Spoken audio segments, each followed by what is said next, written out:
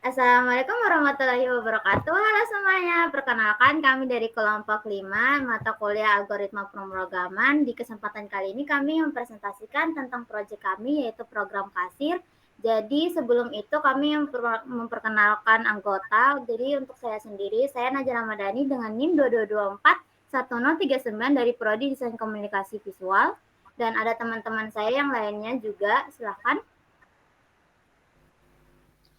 Baik, perkenalkan nama saya Muhammad Adi Permana dengan NIM 09241049 dari program studi Teknik Perkapalan.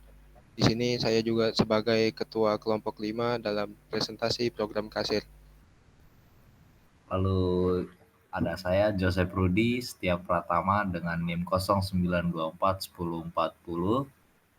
Nama saya Faiza Nurul Azkia dengan NIM 22241018 dari program studi Desain Komunikasi Visual.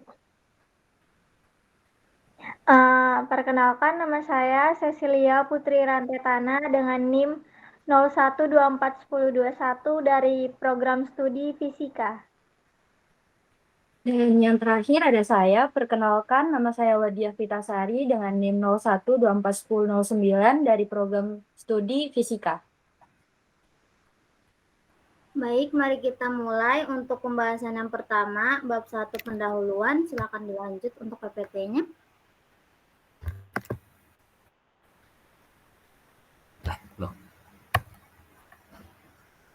Baik, untuk bab 1 pendahuluan, di sini kami memiliki latar belakang, yaitu teknologi digital mengubah industri retail, khususnya dalam proses transaksi penjualan. Mesin kasir berbasis web menawarkan solusi modern yang lebih cepat, akurat, dan efisien, memungkinkan akses laporan penjualan real-time dan meningkatkan pengalaman pelanggan. Tujuan kami untuk membuat program ini adalah untuk pengembangan program mesin kasir ini menciptakan sistem yang mudah digunakan, memudahkan pengelolaan data penjualan, dan meningkatkan efisiensi operasional untuk memberikan layanan yang lebih baik kepada pelanggan. Lanjut untuk pembahasan bab kedua akan dilanjutkan oleh teman saya.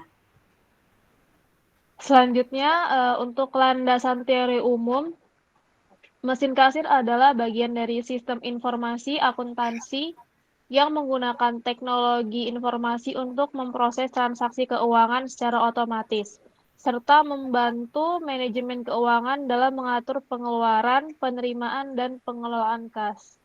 Lalu ada teori sistem. Yang pertama itu sistem terbuka. Mesin kasir berinteraksi dengan pelanggan, supplier, dan bank.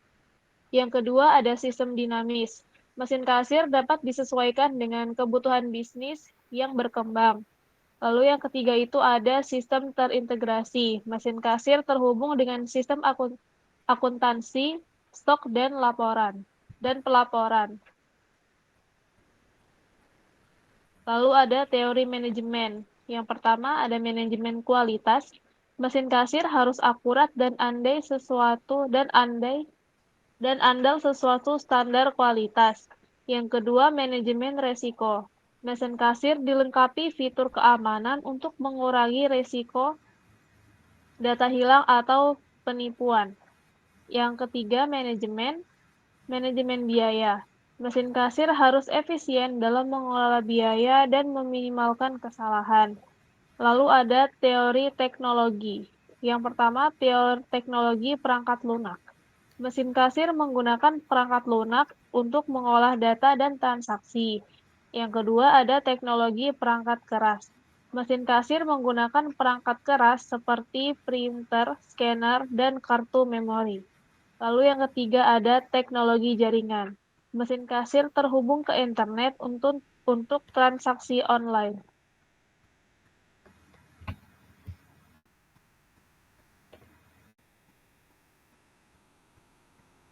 Lalu yang terakhir ini ada landasan teori lainnya. Yang pertama teori akuntansi. Mesin kasir harus mematuhi prinsip-prinsip akuntansi seperti prinsip akuntansi yang berterima umum atau GAAP. Yang kedua itu teori sistem informasi. Mesin kasir harus memenuhi kebutuhan sistem informasi seperti keakuratan, keandalan, dan keamanan data. Dan yang terakhir ini ada teori manajemen operasional. Mesin kasir harus efektif dalam mengelola operasional bisnis.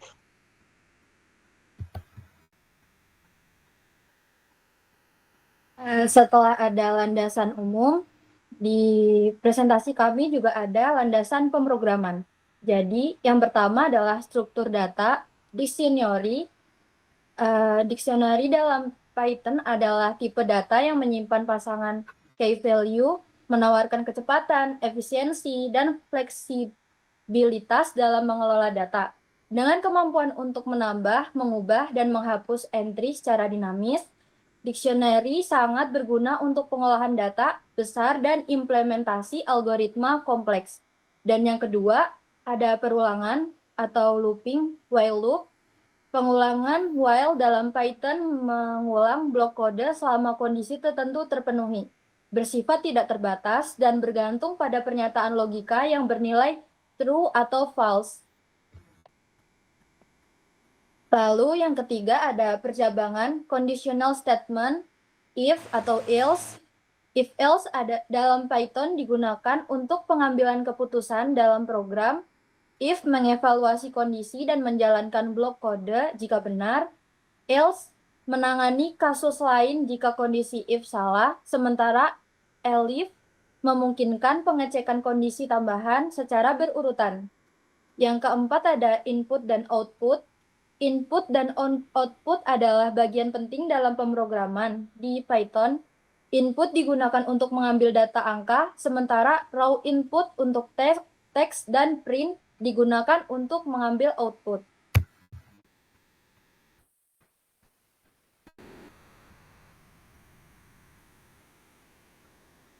Lalu yang kelima ada manipulasi string. Fungsi split di Python digunakan untuk membelah strings menjadi bagian-bagian lebih kecil berdasarkan pemisah delimiter yang ditentukan, atau spasi secara devalued dan mengubahnya menjadi list. Dan yang keenam ada date and time. Modul datetime di Python digunakan untuk bekerja dengan tanggal dan waktu, memungkinkan pembuatan objek yang menyimpan informasi tanggal dan waktu, serta memudahkan perbandingan atau penyaringan data berdasarkan rentan waktu.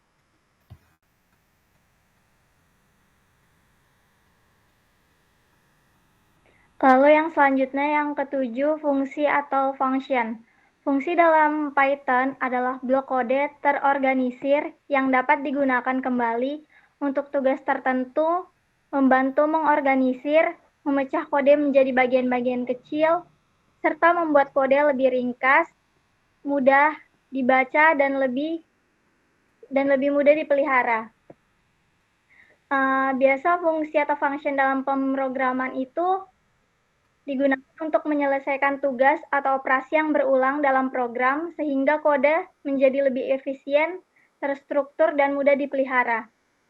Lalu yang selanjutnya, error handling manual, yaitu penanganan kesalahan atau error handling dalam Python menggunakan try expect untuk menangani exception.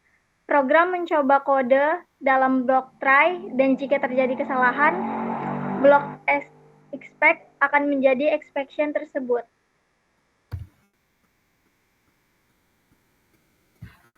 Lalu yang ketiga adalah metode. Metode yang pertama kita gunakan adalah flowchart.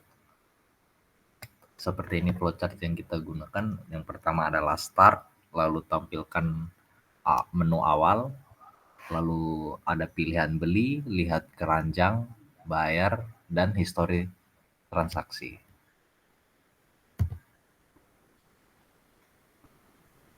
Lalu untuk flowchart login, yang pertama adalah start, lalu masukkan username dan password.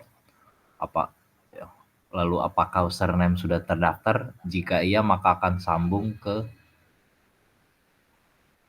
username password sesuai. Jika misalnya tidak, maka akan kembali ke awal untuk memasukkan username dan password yang benar. Lalu masukkan PIN. Jika sudah benar, maka akan sambung menuju menu awal program. Jika tidak, akan masukin ulang PIN kembali.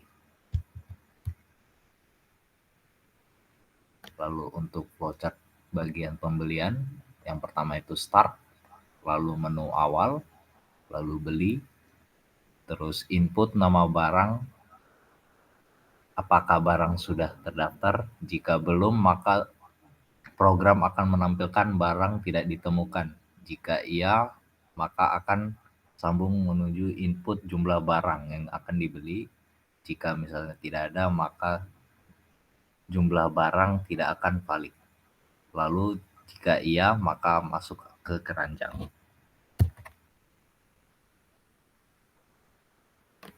Lalu untuk history transaksi, yang pertama itu start, lalu menu awal, history transaksi.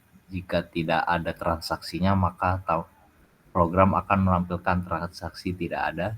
Jika iya, maka akan tampilkan history.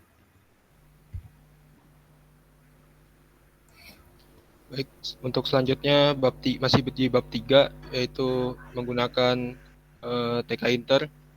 Jadi sebelum masuk ke TK Inter, kita akan merunningkan source code yang telah kita buat pada Visual Studio Code.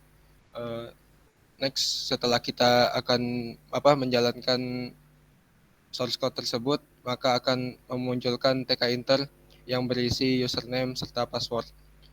Di situ kita akan mengisi username serta password. Lalu next akan memunculkan tulisan login, dan selanjutnya di situ akan memasukkan PIN.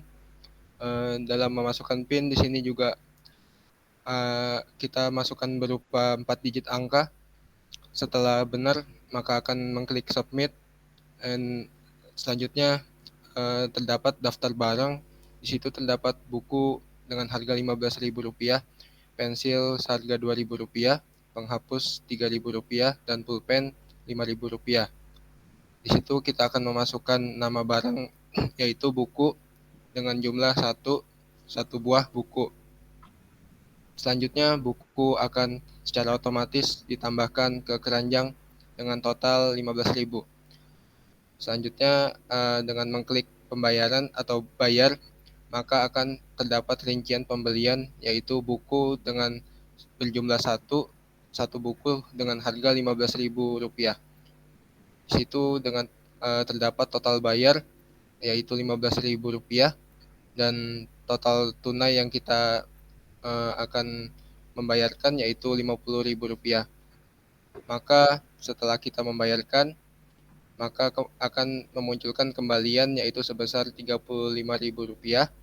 Lalu terdapat tanggal transaksi, dan selanjutnya yaitu pada tombol history transaksi, maka akan memunculkan transaksi sebelumnya, yaitu membeli buku sebanyak 1 buah dengan harga Rp15.000.